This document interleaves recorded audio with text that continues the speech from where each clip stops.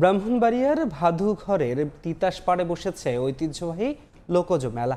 বিস্তারিত জানাতে সেখানে আছেন রিপোর্টার উজ্জ্বল চক্রবর্তী। সরাসরি যাচ্ছি তার কাছে।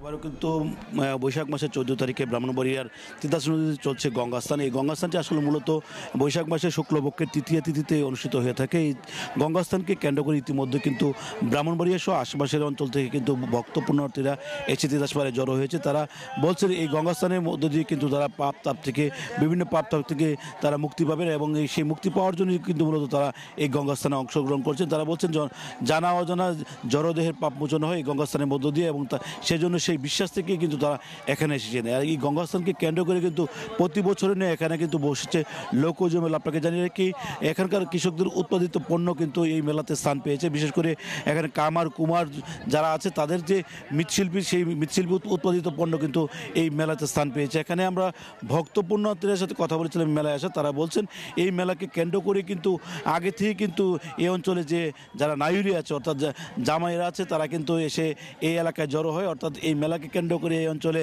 যে মেয়েরা আছে যারা স্বামীর বাড়িতে থাকতো তারা কিন্তু প্রতি বছর নিয়ে কিন্তু মেলাকে কেন্দ্র করে বাপের বাড়িতে আসে এবং এই মেলাতে অংশগ্রহণ করে।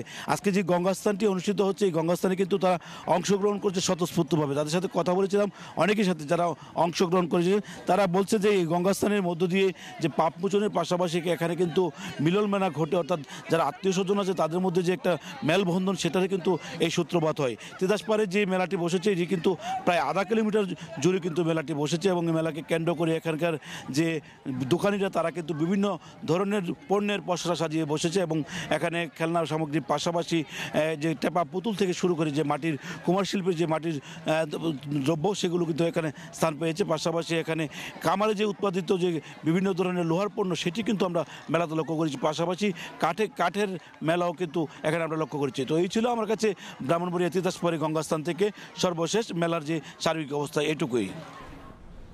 সরাসরি যুক্ত ছিলাম ব্রাহ্মণবাড়িয়া থেকে।